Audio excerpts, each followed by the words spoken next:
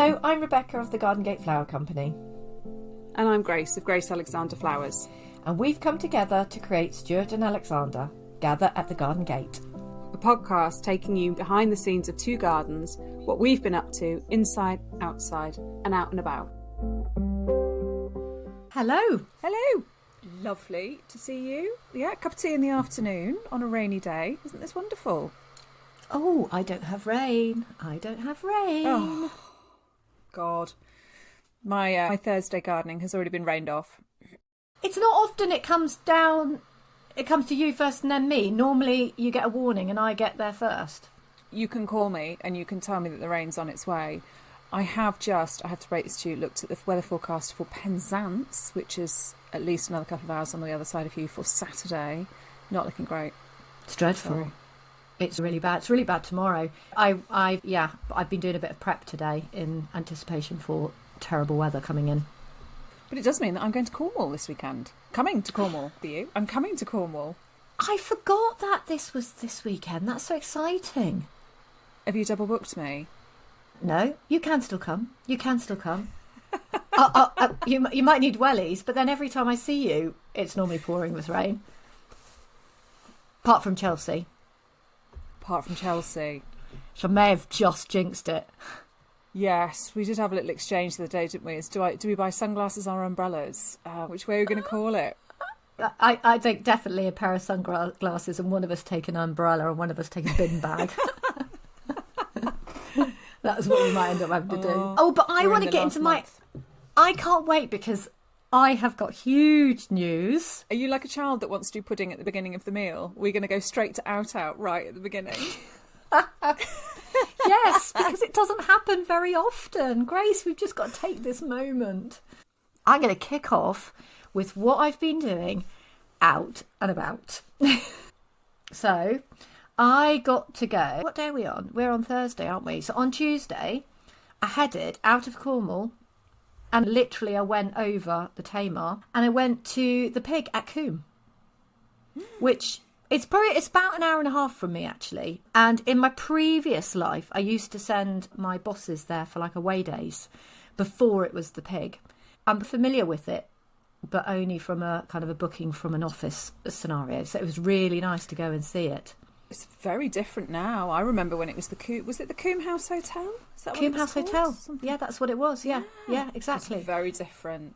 I felt like I'd arrived and you were there as well, because there was a landy out in the front, which is the pig's landy, obviously. But I did only go to the pig in the Land Rover. I won't take a sensible car, just absolutely on principle. It's a trip out for Margot. It's a trip to the pig. Yeah. So what did you have? What did you see? So I wanted to go and have a look at the kitchen garden. Obviously, it's veg, not flowers. But what I love about a kitchen garden is seeing how they lay them out. I think there's a lot to be learned from kitchen gardens and crop rotations, the mechanics of raised beds, hedging.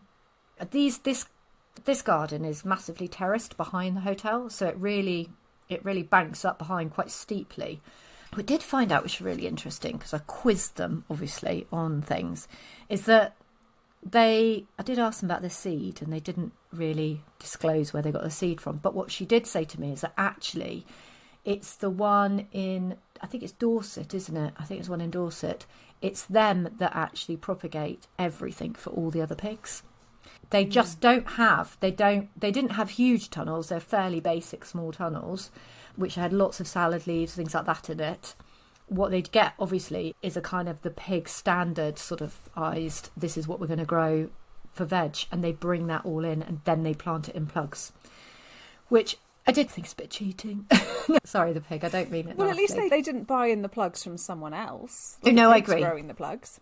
Yeah, I do agree. And there must, and actually, I don't know about you, but I find those sorts of things quite fascinating, how a company of that scale, because really I've got the pig at Harlan quite close to me, And the branding is completely the same. The interior design is the same. You think it's unique, but actually once you go into one pig, you've gone to others as well. So they've obviously got a really good concept that really works in terms of customer experience as well. But I loved seeing how they laid everything out. They've got a really old vine there that they don't actually know how old it is, but it's incredibly old, they believe. And that was really lovely. And things like wood sorrel I put on my Instagram. They were really keen for you to interact and eat bits of the kitchen garden as you went around, which I really like because it could be quite a daunting experience for anyone.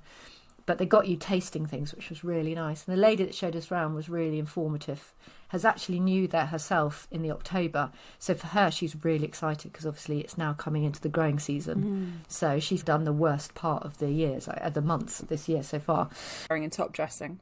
Yeah, so that was really nice. But also spoke to them a bit about compost, which again, it was quite interesting. They don't have, I don't think, the infrastructure to do their own composting, so how they have to get that in as well.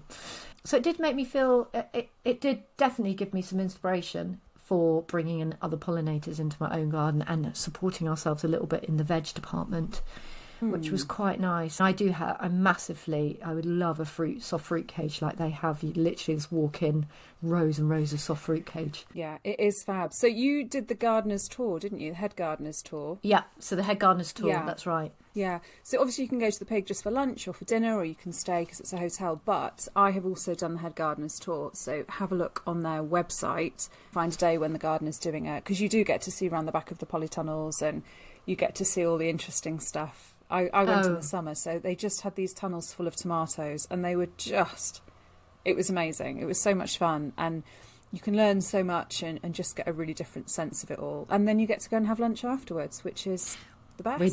We did. We had a lovely lunch. We had fish, obviously the piggy bites, which, sorry for anyone that's vegetarian, but they were absolutely yum. And then followed by our pudding, which we had in the drawing room, which was really lovely. So it was a really relaxed day. It wasn't particularly sunny there, but it was very nice. And actually, I just thought I could have had a lot longer there and just mooched around quite happily for a bit longer. And actually, going back later in the season would be really interesting as well. They have a border at the front of the building, which is such an incredible colour palette, which every year I go and see it. It's not anything I would ever plant myself, but so it's Rosa Glauca, lots of Alchemilla mollis, cardoons, and it's I don't know why it works so well, but it works so well. And it's got that grandeur, hasn't it, about it? It's got the scale. Yeah. It's sort of, and also, if you're going to go, just go to see the village it's in. The thatched cottages over the little bridge. Obviously, I was following sat-nav to get there, so just as with everything, it passes you by. But when you're leaving and you go, I know my way out, I was just like, wow. I wanted to stop and have a look, but obviously those were the little cottages connected to the manor, and they are exquisite, all thatched. Yeah, it is very sweet. Obviously, thatched cottages are the best cottages. Yeah, exactly. So I do feel like that might be my only out of anything of any huge significance for at least a few weeks, because it's getting so busy in the garden. But I'm quite proud of that. It's a lovely one. The pig at Coombe is my local pig, but my heart does belong to the pig at Bath, I have to say. It's just the first place of the pigs I went to, and it just blew me away, and it was just such an incredible place. Yeah. Weirdly, my out's got a bit of thatch in it too. Ooh. So a beautiful little segue in there, which is I went to Southwood Farm, which is an Arne Maynard designed garden. It's open for the NGS twice a year, and twice a year I religiously book my ticket months in advance, and I'm first on the doorstep when it opens because, oh my goodness, what a dream garden. And actually I had a beautiful day for it. It was stunningly big blue skies, terrible photography, but beautiful for a trip around the garden. Took my mother and my eldest dog. And it was it's such a special garden in so many ways. So we first noticed it, or I first learned of its existence. I'm coming to the realisation my husband's never going to listen to this podcast, so I can say what I like and he won't know. But I'm married to an ex-Royal Marine. One of those people that just he's not happy unless he's moving, basically. So It was one Boxing Day, and I just wanted to lie down and drink the liqueur chocolates. And he said, no, we're going to go for a big walk. And my mother, I'm not sure if in a passive-aggressive way, I don't know, for our wedding gave us a book of local walks, all of which are 15% too long to be comfortable, none of which have a pub anywhere on them. And I think there was about 15 walks in this book, and I think we've done 13 and a half, and there's one I refuse to even try. Oh, I love it. One of the walks, we were following the route, and we were stomping. I'm not sure if I was actually complaining. When I tell the story, my husband says I was complaining, but I don't think I was. It was snowing, to be fair. It was snowing. And I looked up from begrudgingly looking at my feet, and I saw a piece of topiary, and I stopped dead, and I said, that's an Arne Maynard garden, that is. Yeah. Yeah. And Southwood Farm is where it was. So, of course, when we finally got to a warm place, I Googled it and discovered that, yes, we had stumbled across an Arne Maynard garden in the middle of nowhere / Honiton. And so ever since then, I have gone religiously twice a year. I've driven there. I have not walked there. No, fair enough. They are really, there's a real signature style of his, isn't there? That is, yes. I now you can flick through a magazine or a book or something, and quite often you'll just go, oh, that's an Arne Maynard garden. And it is the topiary and the layering, isn't it, that he's just so clever with. And the pleaching. Yes. It's just all the things that are just beautiful in life. Yes. And I would say that Southwood Farm is a really classic Arne Maynard. It has all the things that make it magical, and they're very gentle gardens, I would say. There's some pleasurable and inviting about them. Yeah, they are just... I feel very held in an Arne Maynard garden. I think that must be the way the topiary is, because he really compartmentalises parts with the topiary and the pleaching. And if you've seen his gardens, it's just the way he lays them out. So he has little rooms, but also then there's this sort of lovely sweep into valleys, down the hills, things like that. Obviously, depending on the landscape. The transitions are very soft.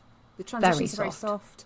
You glimpse, so there is a lot of compartmentalising in terms of rooms, but there's a lot of glimpsing too. So you're never really taken by surprise by anything.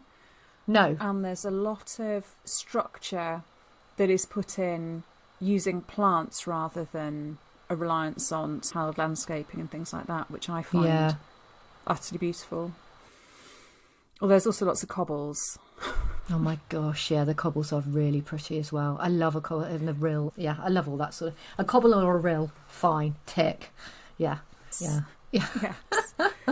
Good walling, so, yeah. Yes, and it being an NGS open day, there was obviously also excellent cake and lots of tea. So, was it really busy? Yeah. It was busy. Like I say, we arrived early, almost before it opened, and we were already the 30th car in the car park, and by the time we left it was absolutely rammed. Oh gosh. I know, I kept getting messages from people afterwards saying, oh, so sorry I missed you, and I was like, couldn't have seen anyone. It's good. It's one for the future. Maybe the fact that I've been out now, I can actually do it again. Yes. Yeah, it's not a million miles away from the Pig at Coombe. It's probably an extra 10 minutes on from there. I can do that.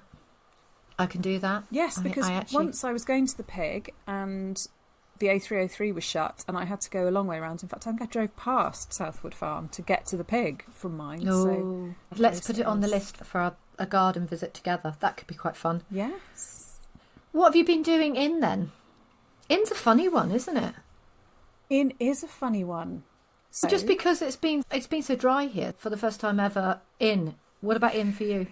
My in was... I've really dickered about how much to talk about this because I don't like to show how hard I work at things. I don't know where I learned that was a bit something, but I definitely did. And I like to just present a bit of a fait accompli and not let anyone know what went on behind the scenes. But I think I'm going to be a bit vulnerable and a bit honest and say at 8:30 last Sunday, just after my newsletter had gone out, I had an online hour session with a stylist to talk about what I was going to wear to Chelsea. Because I thought, so you and I talked about it last week about what you were wearing to Chelsea, and I was having a little bit of a meltdown, and I thought I can panic about this and worry about this and try and check money at this and do all that sort of stressful stuff. Or I can actually be the bigger person, ask for some help. And so I spent an hour online with a lovely lady called Roz, who was just fabulous. And it was chaos. Lots of stuff was going on. I had a significant safeguarding incident at work, so they rang me right in the middle of it. The dogs were all it was all just, I wasn't wearing the right thing. I hadn't got my light on. Oh, God, it was all just a bit manic. Normal world, really, then. Yeah, normal world. And we talked about colours, and we talked about style, and we talked about body shape and all sorts of things. And it was really brilliant, actually. And I love what she's chosen. Yes. I'm really impressed. Yeah. I've had second thoughts since, but I think that's just nerves rather than me doubting her. Well, I said the same about the outfit I chose, and then I had another moment where I showed it to a few people who know me quite well, and they just went, "Oh yeah, so you, Becca, you're going to look great." But I just think, I don't know, in the grand scheme of things, Grace, I don't think anyone gives a flying whatever about what you and I are probably going to be wearing to Chelsea in the reality. No. Yeah, I think you're right. I think you're absolutely right. But one does want to feel comfortable, and that we made a little bit or more of an effort. I seem to have literally been in Dickies muddy trousers for the last week and a half and old wool jumpers, which I've, if in doubt, put on a pair of jeans and a cashmere jumper. That's my go-to. So a floral dress or any sort of dress is a bit of an alarming zone to be in. Absolutely. I think it's going to be great. Yeah, me too. And I think there's been lots of conversations that you and I have had, thinking back to one of our earlier podcasts, we talked about Christy Ramage doing the design for my garden, and you talking about the handprint of a designer, and I'm not afraid to recognise the expertise of others. I'll graft and I will turn my hand to many things, but I'm not afraid to say, do you know what? There's an expert in this, and I'm just going to talk to them, and I'm going to listen to them when they talk. So yeah. I feel like I was just applying the same principle. This lady really knew what she was talking about, and that was... It was really freeing, actually. It was such a relief, just almost to tell what to do. Do you know what's going to happen now, though? You're going to get her to do your entire wardrobe. The poor woman's going to get like weekly phone calls from you showing it online going, should I keep this? Yeah, that's the other thing. The amount of flipping stuff I keep that I probably will never, ever wear again, but the just-in-case moment, do you know what I mean? It's ridiculous. Mine was far more on gardening brand, which is that I've just been going through like the next lot of seeds because, as I said to you before, I sow little and often, so this is always the danger point where the gap can get missed. And I'd like to say that I'm really organised, and when people talk to me going, oh, do you have a spreadsheet, and do you know? No, I don't. I don't have any more room in my life for any more spreadsheets or anything. It's all intuitive. It's probably all a little bit chaotic, but quite frankly, it does work for me. So I have a big box, which I have all my seeds in it. It is probably why I over-order seeds, because I forget that the seeds do fall to the bottom of the box rather than the top. It's just like clothes in a drawer. You do have a Grace Alexander calendar, though, don't you? Oh, I do have a Grace Alexander calendar. Yes, this is why I don't need a spreadsheet in my life. Good plug.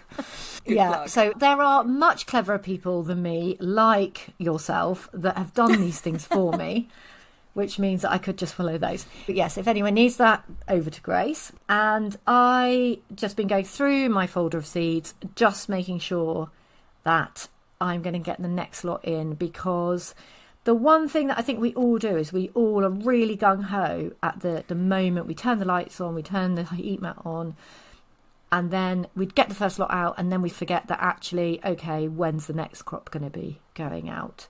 And also now, I don't know whether anyone else is finding this, but I'm finding the weather has been so chaotic up and down.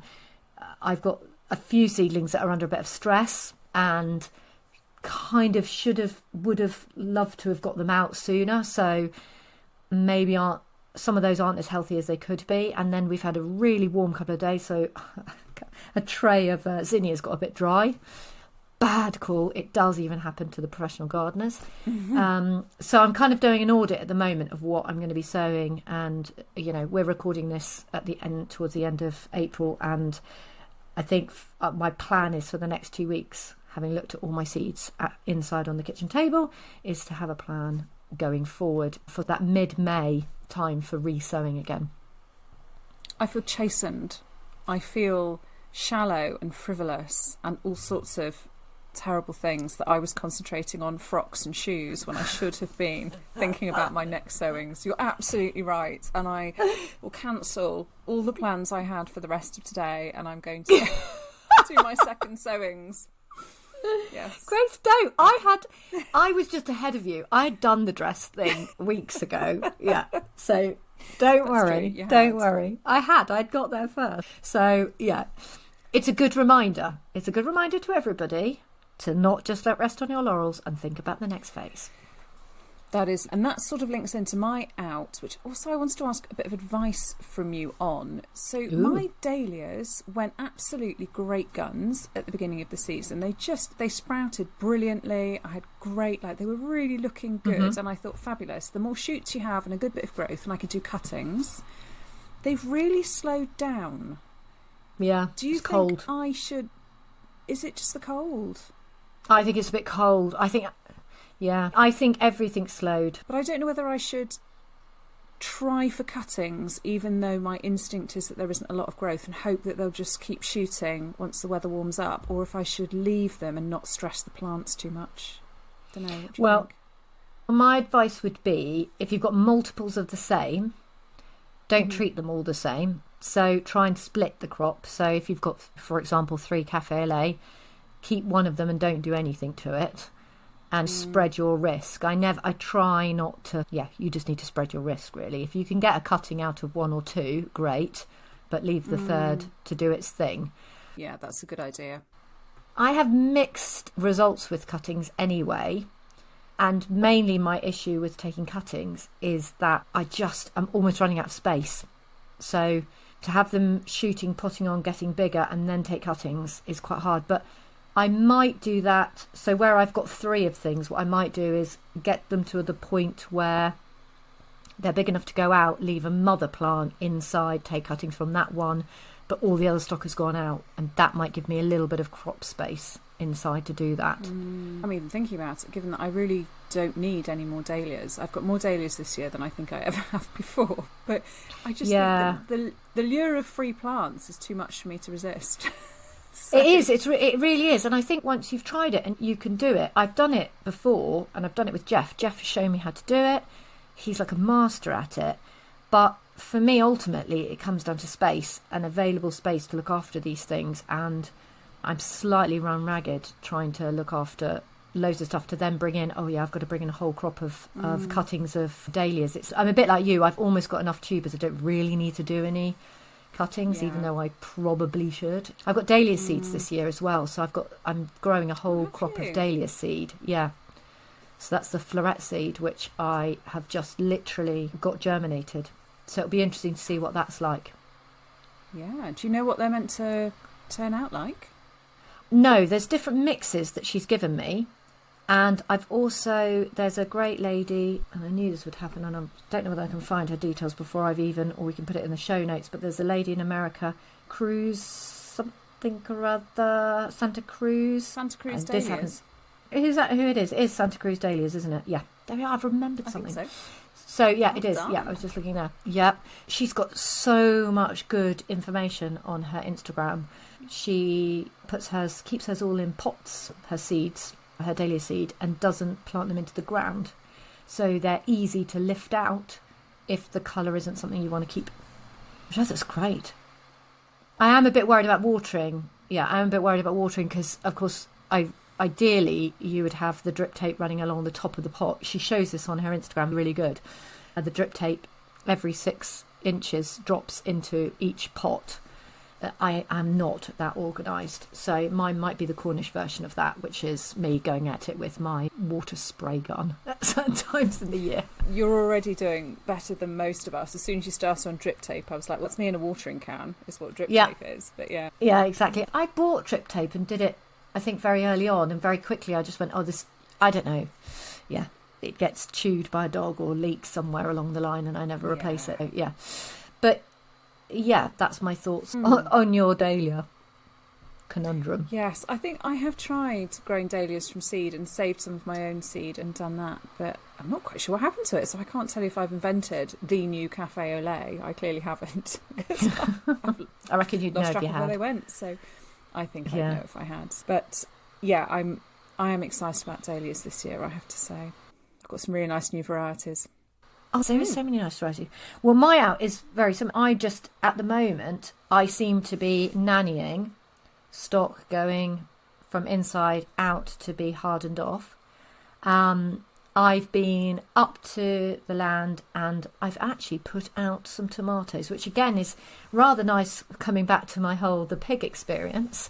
I've got 4 tomato plants as per requested by my husband to grow something that we can eat up at the land, which is really exciting. Dear Jeff got them potted up and grown on for me. He has them in his warm tunnel, and so now they're in a freezing cold windy tunnel, so hopefully they're going to be okay.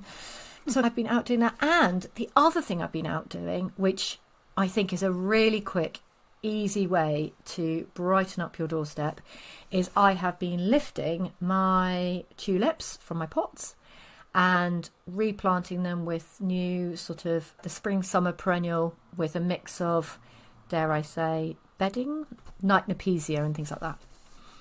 And I love it because I love making the doorstep really pretty. I really like pots around the front doorstep, big ones obviously. I said the B word the other day to my mother when we were at Southwood Farm. They have beautiful big troughs, of which I also have a big cattle trough outside my back door, and it was all planted up with tulips and wallflowers and the odd fritillaria, crown imperial fritillaria, whatever. Yeah. I said, I think I should use my trough in a more bedding-ish way. So mine's got Japanese anemones in it, which means, of course, for 6 weeks to 8 weeks, it looks incredible. But the rest of the time, it looks like there is nothing there. Yeah. Well, it's got some box in it as well, but that's completely swamped. So I think, with sustainability at its heart, obviously, but I think I want to engage in a bit more of a rolling, highlighty planting scheme rather than the set and forget of putting something in that actually doesn't look that good that much. I put white foxgloves in a couple of years ago, and that's incredible. Really love so. I mean, single variety, a light impact, like foxgloves in a... I've got the same thing. I have exactly... It's really interesting. I've got the same thing, and I'm looking out the window now, and I've got a trough, and I've just moved it. So what I did have in the trough, which again I can recommend, is I would drop my pots into the trough, and then you take them out and you swap them out with new things. So we'll be stealing that idea because one of the reasons why I haven't done anything about it is this is a massive trough, and I know that the roots of all of these Japanese anemones and all of these box balls will have filled the whole trough. And I'm just looking at them and thinking, how on earth am I going to get them out? How am I going to disentangle everything and just yank it out? And the whole lot's going to come out all at once, I know. So I think, and I've got some big plastic pots that some big trees came in, and I think... Yes, you wouldn't need to put much between them, but they would fit perfectly in just to drop in. I think it works really well, but I'm actually going for, having done it before, I'm actually going to switch mine out because I want a shrub in there. But I do like that whole, it's a lot to ask, isn't it, of one planter to be able to look good all year round, and I actually don't think it's possible. Yeah. I don't think it's possible, but I love scented pelargoniums. Absolutely love them. Yes. Yeah, it's my huge... I would just have pots and pots of those by the doorstep. Like I said, I love Nepesia and I love violas. Actually, in amongst my garden at home, I often do, because obviously my garden is all in raised beds or pots. You know, I've got things like verbena, and I've got a massive clump of verbena in one of my pots. I just like the whole mixing it around. And so, last weekend and the beginning of this week was the big flip, which is taking out the tulips. They're going to go to different homes where they can be baked and hopefully maybe naturalised in other gardens. And also my narcissi, which I think just need to go in the ground. It was the second year in a pot, and I just think that they need to go into the ground. They need a good seaweed feed, and somewhere where they can naturalise a bit more, especially things like Dahlia, which do really well, don't they, at naturalising. Yeah. So that was quite exciting. And of course, one of my other outs was going to the garden centre and spending money on. There are a lot of things in the garden centre at the moment. It's like a kid in the sweet shop, as I always say. But, you know, choose your colour scheme wisely. You know, I tend to go for pale colours, which then mix with things in the garden, but just add a little bit of sprinkle and charm. Yeah. It's rather nice. Beautiful. Container planting's fun. I actually like container planting. I would love to, and I think the potential for heartbreak is always quite high up on the list with container planting. I blink and stuff has dried out, so I wrote on my garden to-do list last week, even if it is pouring with rain, you still have to water your pots. Like, particularly, I've got planters, big swill kettles full of tulips, literally stuffed full. But they're so full, the water never reaches. It just bounces off the leaves. So even if it's pouring with rain, the soil just doesn't get wet. So I've got a big like saucepan outside, which I filled with rainwater, and I'm just slowly rotating all my pots through it and giving them a really good soak. And also, like you, I've got a wall that just seems to harbour slugs, and I think things in containers can be just a little bit of a sitting duck for them. So I don't keep any of my containers by the walls. Yeah, I don't. I've got strategic positions where they've got to be. And I must admit, even I've got a lovely pot which I put some violas on, and slowly they all got munched up. And I moved the pot and it's on a wooden bench. And I literally picked it up and I must have found 5 slugs under the pot. Yeah. It was just literally, I'm just literally providing slug food for... Yeah. Slug farm. Hopefully there'll be other things for them to eat soon and they'll be on their way. But yeah, it's been lovely chatting to you. I don't know what I'm up to next week. You have a nice time down in Cornwall. We will. Well, you're coming to see me. Yes, I have got my list. Oh my goodness, it is going to be dreadful on Saturday. I know. I thought rather than doing a garden tour, we could do a little bio of each other. So I could talk to you for 15 minutes about how you got into gardening, and then you could talk to me for 15 minutes about how I got into gardening, and I'll just like a bit about us. Although I do want to take you out to the land to show you what it's like. You'll come to my house, and I'll put the kettle on, and then we'll whiz up. We'll look at the weather and see how it's doing. For goodness sake, bring a coat and wellies. Oh, I know. So I'm seeing you. It's Beltane this weekend, which is why I'm in Cornwall. But I'm going to Penzance, like the furthest bit of Cornwall. So I think you can stop complaining about being out of things, because it's still another 2 hours on from you or something mad. Yeah, Penzance is Don't get blown off, Penzance. No, I know. Yes, I'll be inside a stone barn, looking like I'm staying in the warm.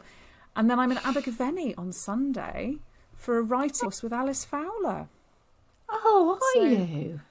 I know. I'm not going to tell you about it. I'm going to save up my outs and cover between now and Chelsea. I'm going to do entirely from this weekend. I'm going to have to literally up my game again. Blimey. Okay, I'm on it. No, I will tell you all about it, of course. You will tell me all about it. You won't be able to keep that to yourself, for goodness sake. Okay. All right. Bye-bye from me. I'll see you Saturday. Bye-bye. Yeah, and bye-bye for you. And bye to everybody that's listening in. And thank you to everyone that listens in. It's really nice that you join us. I don't know whether we were going to say, Grace, what we're number 44 in the rankings. Well, I don't know what that means. I don't know if it's... I got Amazon bestseller when my book came out for something so incredibly obscure, like the category of books about gardening with a focus on flowers written by people called Grace or something like that. So do you know what? I'm taking this as that we're in the top 50 of something, which I'm taking that as something. Leisure-related podcasts, which sounds like sensible shoes to me, but well, yeah. So thank you so much to everyone who has subscribed and downloaded and listened and followed. I don't know what all the analytics mean yet, but I do know that people are loving it, so that's all that matters. Thank you. Yeah, we'll be here next week then with another podcast. Thank you. Take care, Grace. See you Saturday. Bye. Bye.